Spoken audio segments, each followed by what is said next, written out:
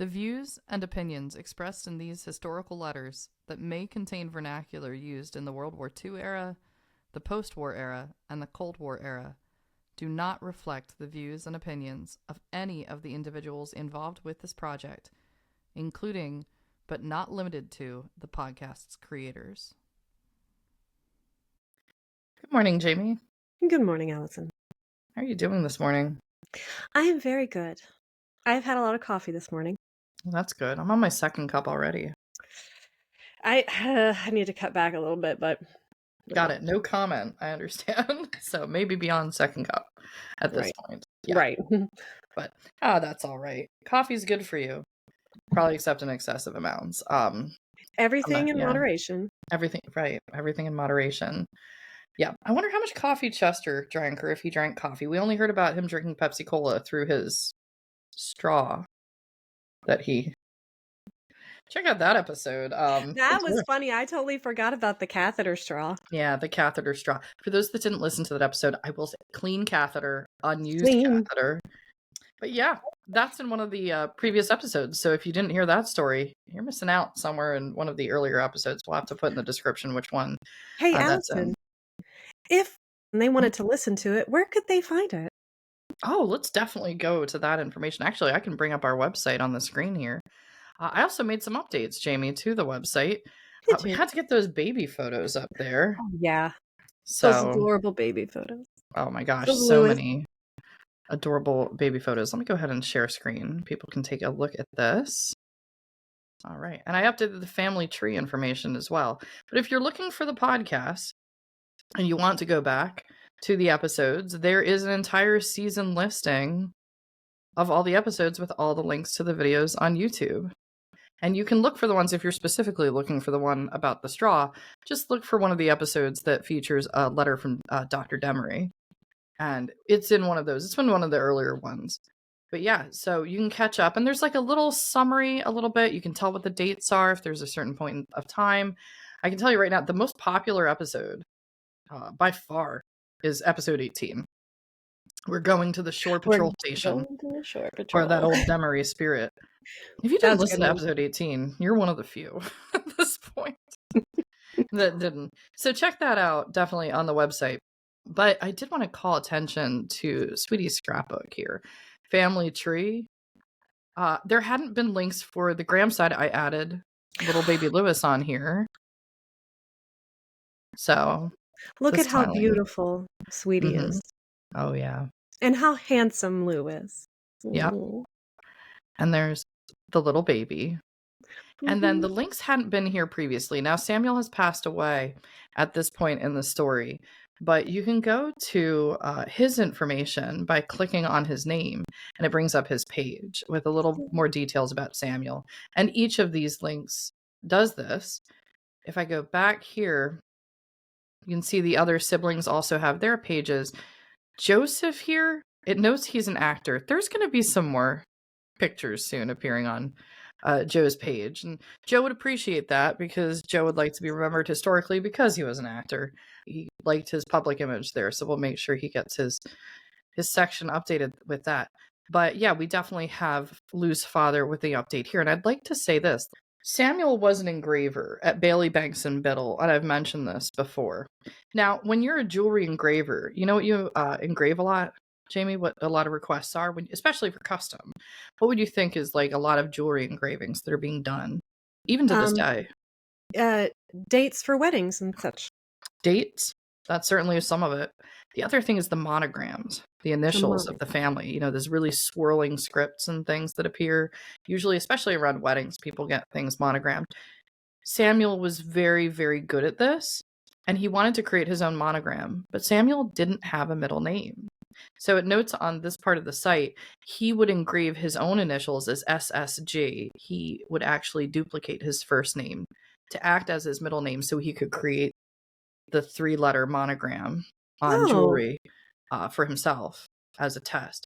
But my dad actually recently visited, and he brought something. He must have had it in the basement or something like that. Remember how we saw the piece of metal engraved by Chester where it just had Chester's signature on it? And I think we brought... There's actually a short on that on our YouTube channel if people want to see. Chester's engraving. he found a little piece of, I think it's copper. And the last thing we saw of Samuel's handwriting, and I'll bring this up on screen, I do have a picture of it, was his shaky handwriting on the one card that we saw from Samuel. But, and we know there's a book of engravings out there. We're looking for that. But I can also share, this is what, when he was in his prime able to engrave, he was able to do this by hand. So, oh my goodness. Right. So compared to like just a pen on paper in the card where his hand was shaky, this is the metal tools engraving. This is like a little practice piece of metal, but this is Samuel's work as an engraver. Really beautiful, loops. That's why he wanted to be able to do SSG and create the monograms. And we can't really tell. I think it's just literal practice loops and things like that he was working on. We have one other on the back side of this. I also have that. You can take a look at this. And of course, this has faded over time. But you can also see some more like close swirls and things with whatever engraving tools they were using at the time at Bailey, Banks, and Biddle. But this is from Samuel. He did these. Certainly not Chester. Chester has a very particular chicken scratch that he signs with. It's somewhat chicken scratch, somewhat completely uniquely Chester, but this is Samuel Graham's. So it's nice to bring that up. And yeah, it's quite lovely, and it's he obviously was skilled. He obviously had some talent with this. So yes, so for our audio listeners, yes, definitely go to the website to see this. It's kind of interesting. Yeah, I'll definitely post this on Samuel's page. The other thing is, what I hate drawing freehand is circles, and he's got like these perfectly oval, very, very strong. You have to imagine the pressure or whatever the engraving tools use. I don't know much about engraving, but he was obviously very good at it if this is just like sort of scrap metal with some practice loops and things on it. But it was neat for him to bring that up, and we're still looking. I'll let everybody know when we find that book of engravings, which would have been his professional work from Bailey, Banks, and Biddle back in like the 20s and 30s. So maybe if you're around the Philadelphia area and you have like a family artifact that was a jewelry piece from Bailey, Banks, and Biddle, because they were one of the reigning jewelry companies, and it's engraved, it's very possible that Samuel did your family's engraving for you. So at any rate, neat little story, but let's get back into where we are with the story. Oh, before we do that, let's go through the basics. For all of our audience members, if you're new here, welcome.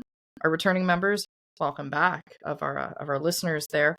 If you could please like, share, and subscribe to our YouTube channel. We very much appreciate that. That helps out a lot. If you're listening to the audio only, like Apple Podcasts, Spotify, all of those options, please leave a review if you have the time. We appreciate that. And then, of course, check out our website, the website we were just on, www.lovesweetiepodcast.com, for all of the happiness of perusing the photo albums and the information about people, the artifacts, pictures of artifacts, and all of the rest. But with that, Jamie, we're starting now in like the second half of April 1946 with the letters here, this third episode of season 2. And I don't know, if some people haven't listened to last week's episode, I would say this is one of the few times where the previous week's episode is pretty prerequisite to follow some of what's going on in the letters of this episode. You don't have to, but I strongly suggest that you do. It's a tough episode to listen to, but it's important in Sweetie's history and what she's dealing with. And of course, that's the episode that deals with the passing of her brother Bob. So she's reacting primarily in that episode to Bob having passed away and she not being able to be home with family when this is occurring, because she's in Pennsylvania. She's in Delaware County in Collingdale with Lou's family with the baby. And she's also indicating they're trying to find a house. We're going to pick up basically where that left off as she's still slowly processing what's happened, because the first letter we have here is from April 17th. This is only 12 days after the news is broken. 936 Springfield Road, Collingdale, Pennsylvania, April 17th, 1946. Dearest Jeannie Bug, I have written at last that hard letter to Florence. I have dreaded it so, and now I'm afraid I will only cause her more grief. It is so hard to say what I mean. I've also written to Sister in response to a letter from her yesterday. I have received letters from Mrs. Cowgill and Mrs. Davis that I must acknowledge, as well as writing Frank and Maida, but I fear I cannot get that done today. Let me put a bug in your ear The letter from Sister yesterday sounded rather irked. Of course, I do not know all the circumstances, but I gathered that while you were out at Sister's, she was asking about the details of the funeral, and rather than have Mamma go through the grief of telling it, you changed the subject, which caused Sister's curiosity and no end of sorrow. She thought you should have let her tell it, but since you didn't, she's going to find out all about it when she goes down for the Barnin in May. Now please excuse me while I wipe my whiskers clean and put my claws away. If you have the name and address of the woman in Kansas City who wrote to the folks, I'd like to drop her a short note. I haven't yet received your letter that you were to write when you got back to Des Moines. I'm anxious to know when Florence expects to go to Lacona to stay with the folks. I think this is kind of a natural pausing point here for this letter, because one of the things that was absent from last week's letters was Sweetie's elder sister, Sweetie and Jean's elder sister, who they know as Sister, but that's Margaret Elizabeth. So anytime we see that reference, that's what it is. It's a tough time for the family dealing with the loss of Bob, where Sweetie is somewhat trapped in Pennsylvania. Sister is basically trying to figure out what's going on. And Sister, it would seem from everything I think we've seen of her, had a very strong personality. But sometimes everybody's personalities are different when grieving the loss of a family member. And some strong personalities, it's tough. Jean and Sweetie are like this. You know, so, and Sister is older. She's married. She has children. And she's not, she was never in immediately Sweetie's circle. Like, she was never, you know. Yeah. So, yeah, it seems that she has a stronger personality, and that there was, that obviously Laura's having some, this is really, really hard for her. Yeah. And as a mother, losing your child is I think that's the most stressful thing that anybody can go to, is the death of their child, no matter what. And she's having issues with it. Jean knows this, and Jean was trying to run interference. And you know, grief is, like you had mentioned, grief is very, very complex, and especially right after losing somebody. But yeah, you can see that Sweetie's kind of trying to give Jean a little heads up on like how things are going. And I am actually glad that Sister, even though she was having trouble with this, she did reach out to Sweetie. She did. And that's good. Yeah. Everybody processes grief in a different way. Some people are just still trying to process this grief. Sister seems to be, just from the implication of Sweetie's letter, at the point where she's just searching for answers, but asking so many questions in such a short time span from the event itself can be just really difficult. And yeah, Jean's definitely the one she's trying to just let everybody have their space. But yeah, but they're also kind of like, they're communicating, they're trying, and this is very good for Sweetie. This is very good for her to get this stuff out on paper. She's dealing with it the way that she best knows how, I think, and she's talking to her sister. Right. Yeah. It's good to know that she's writing, and she's actually receiving letters from Sister. She said in the previous page she was writing to Frank and Maida. I mean, that's bringing the family even closer together, of course. It's sad that these things are the things that tend to bring family together. But we hadn't heard from Sister in a while, and all of a sudden it's Jean, Sister, Sweetie, Frank, all being sort of communicated about in the same couple of paragraphs, that they're all talking through what's going on. And hopefully that helps them process more. But I mean, this is going to be pretty raw for a while. Oh, yeah. And then there's a question, you know, if Florence is going to head towards Lacona, because they were in Kansas. So the question is Florence heading to Iowa? We expect to hear about the house in a few days, and I'm just hoping and praying we do get it. We're outfitted with furniture, etc. It is old, but it has been well cared for, and it sure beats anything on the market now. We'll have plenty of room if we get this house. You come in August to see us, and we'll all go back in September to see the folks. Louis will be nearly a year old, and both the new babies will be here by then. I'm sure we'll get along better if we can get the house, and it better be soon. I'm going to write to the folks as soon as we have definite word about the house, and ask them to ship my chair, end table, coffee table, whatnot, crystal, and quiet edge mirror. And I may ask Daddy to sell us his big floor lamp. I'm going to pause here just because we do get the update about what's going on with the house. You come in August to see us. This sounds like Kansas all over again. Yeah. I get worried every time she's making plans for someone to come visit her, because plans tend to fall through, unfortunately, or at least recently. So it's like, all right, hopefully Jean will get to see Sweetie at this point. And then she says, we'll all go back in September to see the folks. And whether or not the family is going to be able to convince Sweetie to leave Iowa again if this happens, it was really hard the first time, and who knows what's going to happen then.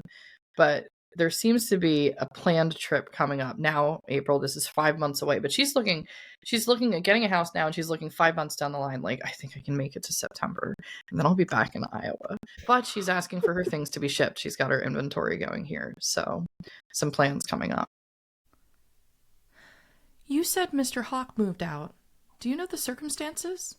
Did he get married? Lewis is getting so big, it makes me feel bad that none of you, who are so interested, can see him. Since he has this cold and woke up coughing in the nights, he hasn't slept the night through. He has to have bottles in the night. He's being terribly spoiled, and I can't help it. Then Lou comes home, raises hell about him being spoiled, and it usually runs on for 10 or 12 rounds. I guess that house is our only salvation. I must go now, for there's much to be done. I'm really kept busy. I'll write again soon to try and show you how much I did and do appreciate all your nice letters. We think of you always, talk of you endlessly, miss you like the very dickens, and we do love you very much.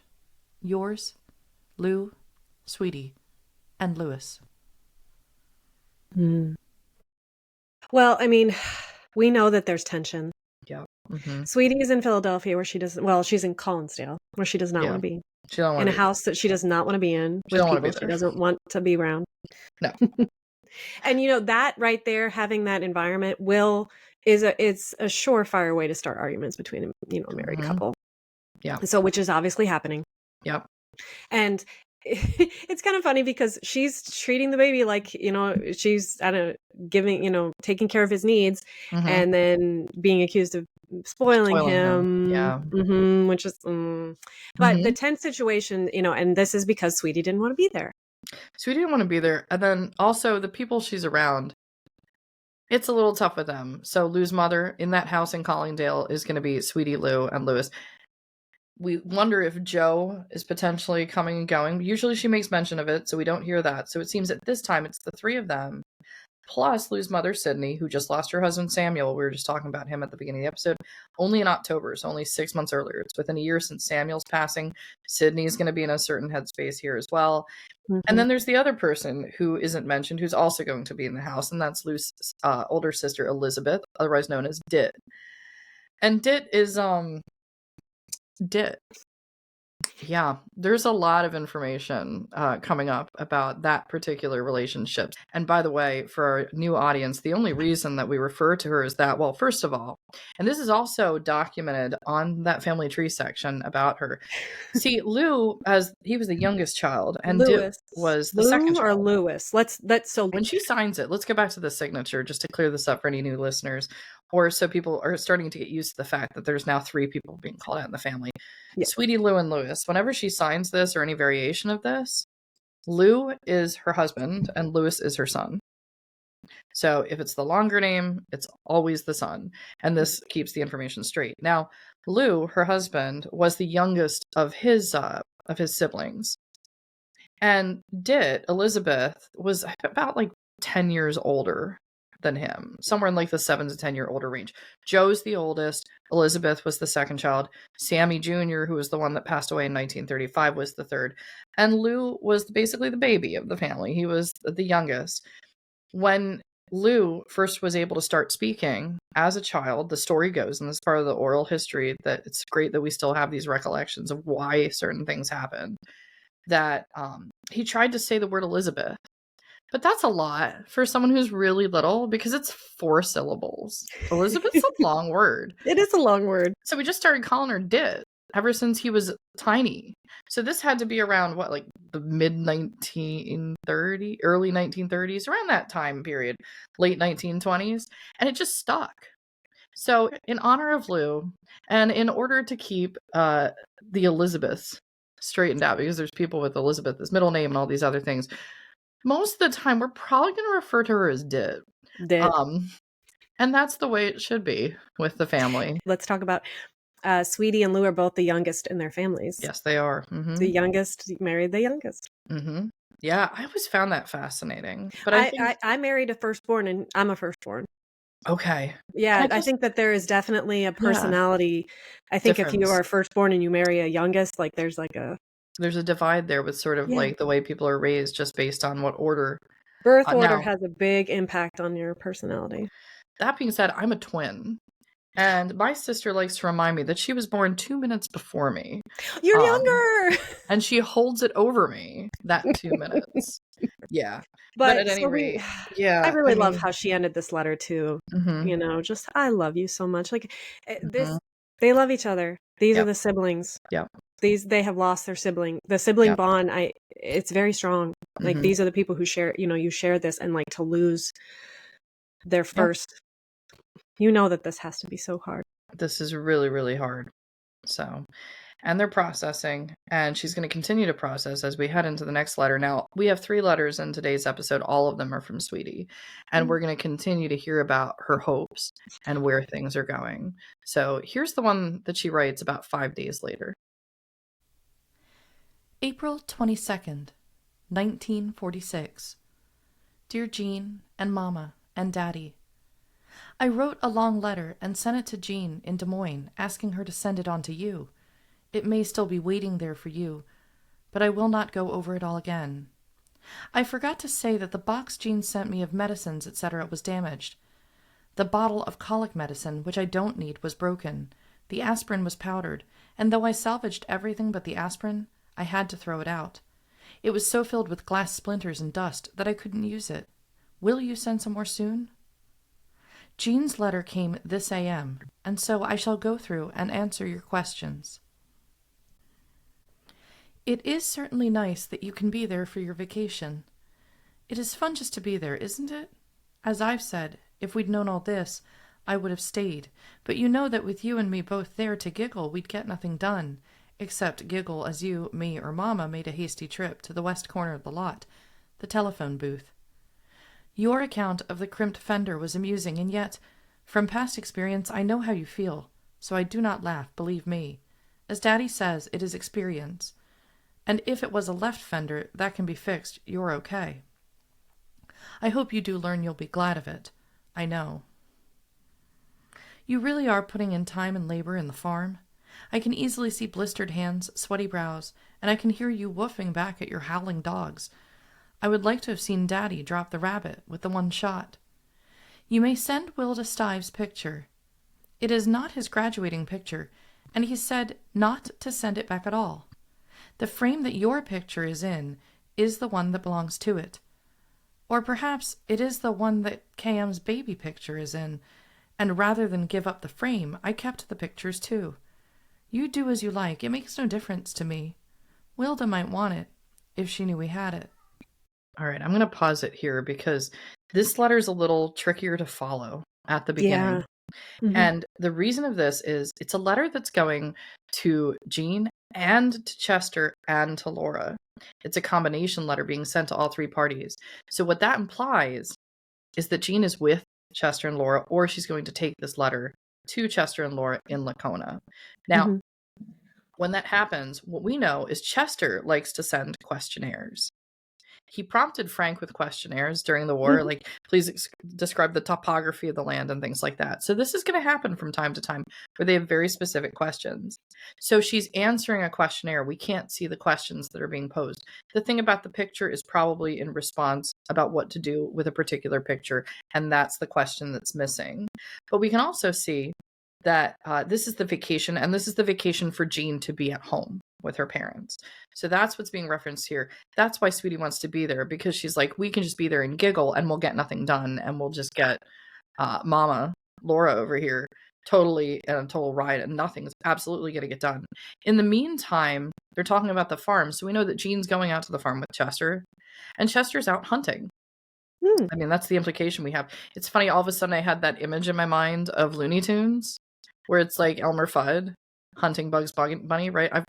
He has like, it's Wabbit. It's a Wabbit season. I'm gonna go get the Wabbit. Yeah, so and I feel like Chester's now off puttering around the farm doing that too. And Jean's in tow and watching this God. scene.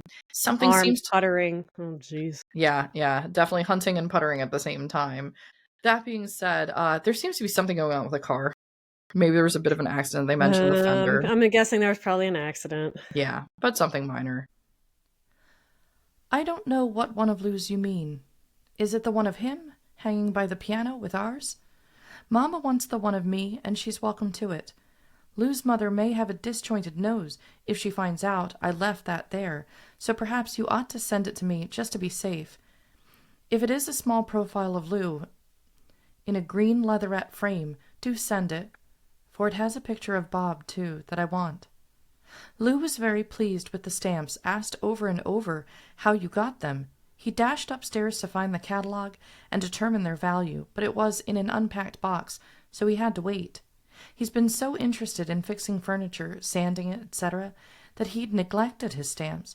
But, as he has said, when we get that house, get moved in and settled, he's just going to stay and go nowhere, so his tools and stamps will again occupy all his time and interest. Please look up the romper belt, and the suit will be ready to wear, for I'm working on buttonholes now, and just hope it will be big enough. And I'm sorry, I have to pause here. This is just amazing to me. Lou's entire plan for life, right? He says he wants to get moved, settled in. He's just going to stay and go nowhere, and it's just tools and stamps. That's it. Good. That's it. That's all he wants to do. Yeah. Good. Well, I mean, yeah, he'll get stuff done around the house and play with his stamp. And she likes stamps too. Yep. So they can hang out together. She does. But they've also got like this thing going on with Jean. And there is something going on in the background here. And I think she mentions it in some different letters that I've gone through, which is when there's a new series of stamps that comes out, or difficult, like limited edition stamps to come out.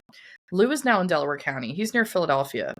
This is a very busy area of Philadelphia, and there's a lot of stamp collectors at this time. They're all doing the same thing. There's a lot of people like Lou that are going, it's like when your limited edition book comes out, or you want to be the first person in line. The problem is around Philadelphia, there's a lot of people in line. So Lou's hoping to be able to keep moving with his stamp collection, and there's a lot of limited edition stuff coming out after World War II in series as well, actually, because I've seen the outcome of some of these collections, appearing from like 1946. But Jean is in Des Moines. There's not as many people in Des Moines as in Philadelphia in that line at the post office. So Jean's like the connection to have a second shot at getting that limited run. So she's getting the thing and sending it to Philadelphia. And of course he's like, oh my gosh, I need my catalog. So he's like dashing up the stairs. It makes me laugh to think of Jean standing in line getting stamps. Yep. And then being like, oh, you're here. You're back again. She's like, yep. Gotta get these stamps. Gotta get these. Gotta send them to Philadelphia. They're hard to come by in Philadelphia. There's too many people out there. Yeah, this whole connection is just really funny.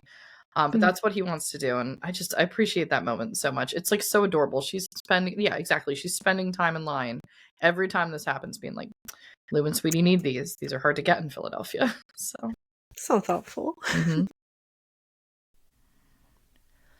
Louis is getting so big, I must try to get him weighed.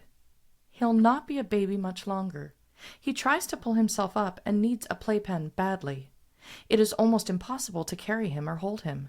There's no sign yet of more teeth, but I believe his upper incisors are about ready to erupt. All right, 2 more months. His cold is better, not entirely gone, but improving. He says mama, and does little things like shake his head no. But he doesn't know that he is saying no, and so he soon forgets it. He is spoiled, and until we get out of here, he will be worse, too. We hope to hear about the house this week. I know nothing about a Catholic funeral, so of course I can't even imagine what that was like. However, I felt that the Catholic rites would be hard for you all to watch. If only Daddy had talked over the phone to me, I would have started home in the next half hour, but whether I could have made it or not, I do not know. I am glad that you did like the sermon, and I'm glad that it did you all, and Florence, some good. There was quite a write-up about the wave from Philadelphia, and when I get to the place where I can talk about it, I'm going to look up her folks. Yes, Bob did see Louis. He was just a month old. I have difficulty, too, in recalling the details, but I'm sure he was a little over a month old. It was just before I had that breast infection, I believe. Yeah, there's a lot going on here, too, to kind of unpack in this letter. Oh, So there's the section we get to hear a little more, clearly information's been communicated about the sermon at the funeral. The whole family's been raised all their life Presbyterian. And Chester very insistent that everybody remains a Presbyterian. But Bob converted to Catholicism. Florence was Catholic, and they go to the Catholic funeral. So nice to hear that they did enjoy the sermon, that was helpful. And we get this piece of information here that would have been unknown, that Bob got to see Lewis. So there must have been a visiting point in Lacona at some point, probably in the fall or winter of 1945. We don't get a recap of the holidays of 1945. We have no idea what happened at Thanksgiving and Christmas. But I'm guessing, with Sweetie out there, that it was a pretty decent Christmas. The war's over. Rationing's still going on, by the way, for everybody who missed that episode. That's become a very bonus popular episode. Yeah. Yeah, where's the coffee gone? Look up that one. I'll put it in the description. But yeah, so we can only imagine what happened in the holidays, but she does recall this, and it's nice to know that he got a chance to say hello. It's a little baby Lewis. And then there's a note here, which for people that haven't listened to some of the coverage from the NIS Atumwa days in the backlog, certainly some episodes to go back to, she writes, there was quite a write-up about the wave from Philadelphia. And when I get to the place where I can talk about it, I'm going to look up her folks. Now, we know this is in relation to Bob because it's in the section about the letter with Bob. So I'm just going to fill in some of the gaps here to our listeners. There were 11 people in the plane that crashed, and all 11 people unfortunately lost their lives. One of them was a wave, and the wave is like the Naval Women's Reserve. And we talked about this in World War II, that they were bringing more waves in. But the Navy had this great name, because if you're in the Navy, why would you not call something the waves, right? All that water imagery. But it's for the women. Really, in this letter, waves should have been capitalized. Yes, it should have been capitalized. It's not, and that's the other thing, is I leave things as she wrote them. She's writing it very casually. Wave should be capital, W-A-V-E, all 4 letters. Usually it's as 4. But obviously this is about 1. So when she's writing about the wave from Philadelphia, that's the woman who was on the plane. And she's saying, when I get to the place where I can talk about it, meaning I'm at the point where I can have a conversation as objectively as possible, she's going to look up the parents of this wave, because the wave was originally from Philadelphia and the parents are there. So if you missed, especially the last episode, that line could be somewhat confusing, but I wanted to sort of decode that and what she is talking about at this point. And then, of course, we have some of the beginning of what we're going to see a lot. So if people like to hear a lot about raising children, Sweetie is going to give dialogue to Lewis about what he's saying. Lewis only has like a couple words here. He mostly says mama and no at this point. She's going to phonetically provide the dialogue and what's going on. It's going to be adorable, as it appears, nonstop for quite some time. So if you're enjoying that portion, there's more to come. And moving on from there. It was nice of the chaplain and Mrs. Reed to write. I'm going to get some notepaper and try to drop notes to a few people. I do want the names and address of that woman in Kansas City. Send it, please. I will try to write Frank and Maida very soon.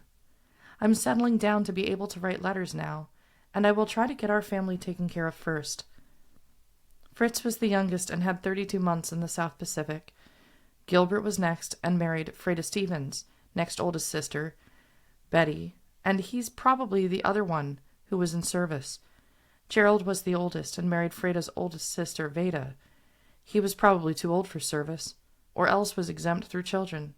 And I'm going to pause here before, I know I'm pausing a lot in this letter, I'm going to pause here before we get into the house. Remember from the beginning, this is a questionnaire she's responding to. We don't know the context of this particular question, but it's probably something that's like, can you go over the details? These are not family member names. And it looks like it's individuals that probably served in the war, or like an update, because we're just coming out of the post-war days of the Pacific fighting, because the South Pacific is mentioned. We just simply don't know the context. So if people are listening to this being like, what are we talking about now? We're all in the same boat there, which is interesting. But it's in response to a question for sure. That's why it doesn't have any prompting. And then we'll continue. Did I tell you it was a 5-room house, 4 with bath, and rents for $37.50 per month? It's like this. I've got to go to the store, so I'll stop now. I'll write again soon, and you do likewise. Love to you all. Lou, Sweetie, and little Louis. All right. Ah, yes. Now we get the So when picture. she says here, she says, it's like this, and she draws a picture of the house. Mm-hmm. Oh, how nice. Yep. So this is a house that she's talking about. Is this Right. Is this the house she's staying in currently? This is the one they're hoping for. This is the one they're hoping Mhm. for. Yeah. Mm. Oh, yeah. Collingdale's much larger, but we can see what she's hoping for. So she says I guess she's counting the hallway kind of as a room here. Well, the bathroom. That's funny. You know, what is it? The regulation items in the bathroom, right? We heard these phrases before, the 3 regulation you always have to have. But she likes to draw her diagram, so she's being really hopeful, and it's great that she gives, like, Jean this idea. It's really, for our audio listeners, just a rectangle. This is a small home, like a starter home, it would be considered. So there would be a front door, a walkway going up to the front door into a front room. And she says it's about 12 feet by 16 feet. That was what that front room would be. And then it sort of connects out there. Looks like there'd be like a side entrance, probably not a door, but just like a hallway walkway into a kitchen behind it directly. She notes that there's a stove, windows, back door, and a couple windows. There's actually only 1, 2, 3, 4, 5, 6, 7 windows around the perimeter of the entire house. So 3 of which are between that front room, basically your living room, and the kitchen. And then directly left through the front room, there's an entryway into a hallway that leads down to a cellar stair, probably a very basic small pantry cellar. And at the end of the hallway, a bath. There's the bathroom, the tub. And then she doesn't label them, which is kind of unusual. She usually labels every single thing she puts on the screen. We've seen this before. They're the regulation items. I'm sure that is going to be the toilet and the sink that she's marking where they're going to be. And then on the opposite side, basically directly opposite of the front room and the kitchen, would be our bedroom. She labels that with 2 windows in it, and the baby's room with 2 windows in it. So it's neat to see. This is probably pretty typical of the post-war period for like the starter homes. And the real estate industry had to be going crazy trying to build a whole bunch of these. So you can imagine this. It's not that much space for a 3-person family. It's perfect for them, though. But it's good for them. It's perfect for a small family, 1 child. It's perfect. I do kind of feel like Hutchinson's apartment might have been larger because it had the guest room. I think you're right. The one that they eventually got, because when they first stayed in Hutchinson, they were like staying in a room. Yep. They were just a room, and then they were able to find that place. Yep. I think the Hutchinson apartment was definitely bigger. And I think the Hutchinson apartment was $6.50 a week. Every time I go through Starbucks now, my latte is more than $6.50. I keep thinking about, this is more than the rent per week in Kansas. Actually, I told that to the barista. Did you? The drive-through window. Yeah, actually, because I use the app and he scans it. And I said, in 1944, my grandparents lived in an apartment in Hutchinson, Kansas for $6.50 a week. And he kind of gave me this look like, is she going to complain about the prices? And I'm like, I'm not complaining. I just thought it was interesting. I thought you should know this. Inflation. So I'm so glad. I hope he told somebody that story. I just want to call it out anytime it's something slightly above $6.50. But if you do the math on that, even if there's 5 weeks in a month, it's still cheaper than this house, right? Because she's saying $37.50 is per month. The Hutchinson place, even, if there were 5 weeks in a particular given week in that month, would come up to what, $6.50, 30, like $32.50. So it comes out to be a cheaper amount overall. Now, either that's probably the cost of living in Kansas versus the cost of living and finding housing in southeastern Pennsylvania compared to today. But I also know that inflation's going crazy in 1946. Now, inflation was about 8% in 1945. I looked this up. In 1946, inflation's at 14%. Hence all the strikes and things that are going on. So it's that adjustment from the wartime economy back to peacetime and everybody being home and things like that. It's all playing into the same story, which is why this is basically what they can afford. But she's putting all of her hopes into getting this space because she needs space, especially from Sidney. And she needs space. So we'll continue from here. And there is other section of this letter, because here's the fascinating thing. Yeah. Sometimes we've seen this before, not too frequently, but what happened is, because this was addressed to Chester and Laura and Jean. Yes. The letter's circulating. So it would seem that Chester and Laura got the letter first and then forwarded it, because this is not a carbon copy, this is a handwritten letter, forwarded it to Jean, but then Laura appends a note to Jean herself. So this next section is what Laura wrote at the bottom before the letter's forwarded on to Jean herself. Dear Jean, here are 2 letters from Sweetie, so I will only add a line. You answer them and send her this address: Mrs. Fred L. Evans, 920 Central Avenue, Kansas City, Kansas. Son Frederick, Lieutenant, plane crash 7 months ago. I had a sudden return of the arthritic pain in my right hand and wrist yesterday, right after lunch, which floored me for a couple of hours, but massive doses of pink tablet relieved it, and it's better this morning. Papa still gets up real early and sets trees. Then when he has gone to the office, I water and cover them. I've planted onions, beans, and peanuts. Hope corn and watermelons get in soon. Papa intends going out to the place for a quick set this noon. Love, Mama. I'm really glad that Chester had his farm. Yeah. So that he could go there. His space. And do what he needed to do. Yeah, he had some space. Yeah. We all process differently. Mm-hmm. And we're in April, so she's talking about the gardening that they're doing. I like that she's planting peanuts. That never really occurred to me as to where there's certain areas. I remember, I know that raw peanuts are toxic. I believe you always have to roast peanuts if you grow them, but it's something that's not always grown at home for sure. So it's interesting to me that she's doing that. I would assume she does it, roasts it, and makes her own peanut butter. So that sounds pretty delicious.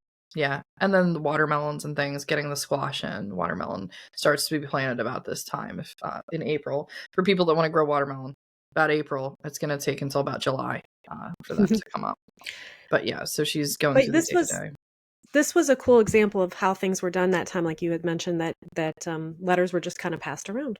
Yep. Yeah. And then she did. Sweetie asked in this letter and our previous letter too for that address of the woman in Kansas City. Yeah. So that was one of the mothers of the victims of the plane crash. Well, that's actually a different plane crash. That's a different plane crash. Because it was 7 months previous. I mean, Bob's plane crash was in the same month. So this is some sort of plane crash he's following up on that happened sometime around September of 45. So, oh my goodness. Yeah. After the war. Yeah, I think it's after the war. Unless she's got the dates off and it was the very, very end of the Pacific. It seems to be something domestic after the war. Yeah. Oh my goodness. But that was our second letter. Yep. And we have one final one for today? We do have one final letter for today. 936 Springfield Road, April 29th, 1946. Dear Jean, there was quite a bit of mail today. Your letter, one from Daddy, one from Sister, one from Corey's. Daddy's was a carbon copy of one written to either Uncle Cyril or Uncle Merrill. He had added a personal note to me at the bottom.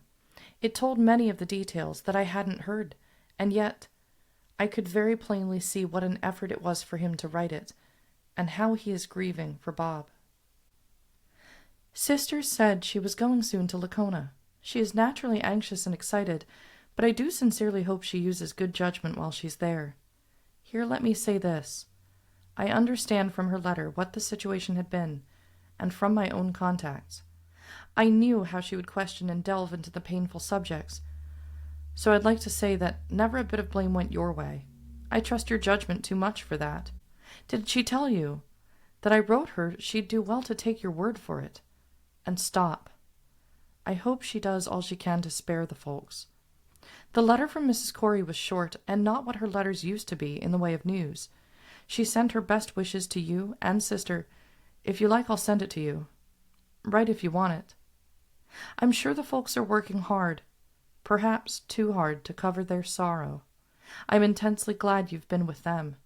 This letter from Daddy nearly broke my heart, and if it weren't for that house we're waiting to hear about, I'd come home to be with them and help Mom, while Sister is there with the children. Yeah, and this is really just the follow from the first letter we listened to, which is the concern that in a very tough time, that there's just these different personalities. So it's not clear what's exactly going to happen, but family knows family and how all those personalities are going to interact. And we hear, as we were just saying, it's good Chester has that space. He has kind of a place to escape to. And just how emotional, of course, both he and Laura would be, having lost Bob. And then we get this note that shows that the Coreys are still in communication with Sweetie, which is really great. Now, it might be a short note, not a typical, but just there's something very, I don't know, comforting to see that familiar element of like, oh, it's Mrs. Corey.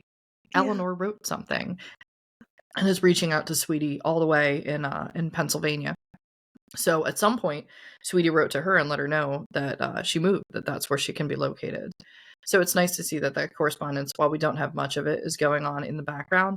But in spite of like all of this grief and all of this other stuff going on, there's like that normal everyday element of like, oh, look, there's a letter from Mrs. Corey and we can hope this thing goes well over here. And I think that's helping her, day to day get along. Will you please tell me, how come you owe me $5? I expect either a good reason for you sending it, or you can expect it back. Thanks for sending the letter for my watch. I've already written them, but I needed that just the same. I'm going to pause here, and I just want to bring this up. In one of the very early episodes, there was a problem with her watch. I don't know, but I get the sense that Sweetie's always like getting her watch broken. Maybe there's something symbolic there. She, in one of the early letters too, she had like broken her glasses. Yeah. And Jean tends wanting to get stuff fixed because something was in the glove compartment and she was showing where things could be found.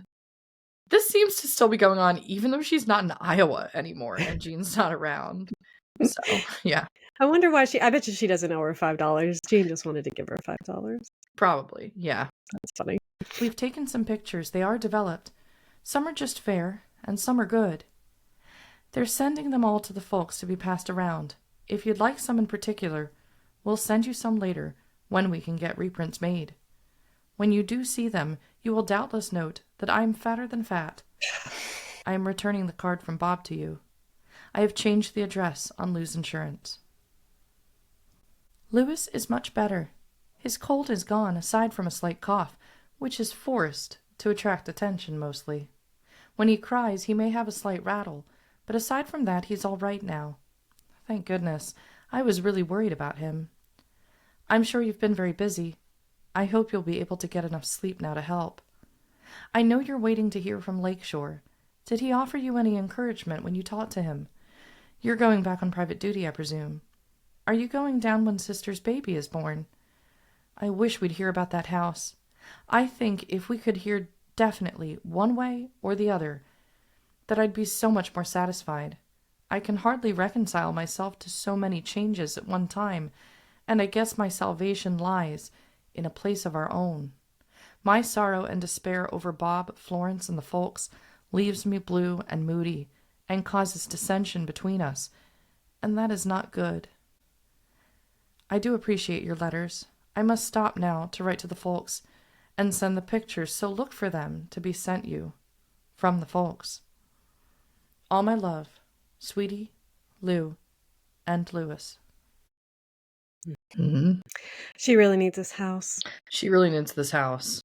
But in the meantime, at the very end of the letter, we do get a couple big pieces of information. One is the mention of Lakeshore. And it seems that Jean is going to be changing jobs here. Now, she's still an RN, but there seems to be some other opportunity that she's looking into. And that's what Lakeshore is in reference to. So we'll just leave it there with that piece of information. And then there's the other little surprise information that she just drops here, that Sister is pregnant right now. Oh my goodness. Mm-hmm. So Frank, Bob, and Sister, and Sweetie all really had their babies within like a very short period of time. Yeah, at least some of their kids. Now, Sister, some of their kids. Yeah. Sister, of course, has some older children, but in the space of time, Chester and Laura have a lot of grandkids. They did. At this they were point. Blessed like so many times over and over again. And yeah, that's kind of funny that that's just like kind of thrown in there, you know, like, you can see, and too, she's having problems. Yeah. They're having problems, Yeah. and it's due to their situation. A lot of it's due to the situation, and then the situation, it was already hard enough, and then Bob passed, and you know that was just had to have been devastating. Right. Yeah. And also, I think, to move past that a little bit, so Lewis has a cold this entire episode. Oh yeah. This is like the arc of him getting sick and being sick and then finally getting better just kind of went, oh goodness. This is going to be nonstop. Lewis gets sick a lot. So, and she's always just like, it is a major point for her where she's going to write a lot. So one of the big interesting things about this as we head into the post-war days, especially as we go into like the later half of the 1940s, as Lewis gets bigger and bigger as he's sick. For anybody interested in pediatrics, there's going to be a lot of reference to how treatments for these sicknesses, these colds, were occurring back in these days with children. You can already see from these letters that medicine is being sent from Iowa to Sweetie. Now, Chester can compound his own medicines. Jean's an RN. She has access to other medicines. So there's a lot of access over there. And the sad thing about this episode, of course, is they sent medicine in a glass bottle and it had broken at one point. But there's going to be recommendations that Chester is making every time like Lewis is sick, as naturally we'd expect this to happen because she's writing, he's cold. There's probably a letter coming back that says, oh, does he have a cold? This should be how this is handled. There's going to be a lot of reference to this kind of thing. So for anybody interested in like medical history, but specifically medical history with what was being prescribed to children at the time, Jamie, there are times when I was reading through these letters that I was so shocked at what was being prescribed because I would look it up and be like, what were they giving them? That I was talking to people from this generation, which is the boomer generation. I'm like, how did you survive all of this being given to you? I'm like, I was talking to just people I knew that weren't even in the family. I'm like, did your parents give you this too? And they were like, oh yeah. And I'm like, I don't know how you guys all survived all of this. It must have been just survival of the fittest. Yeah. Whoever survived. But that does bring us to our last letter for today. Yep, that's it for the letters today. Just those 3 letters. We'll continue with the story as we head into May of 1946.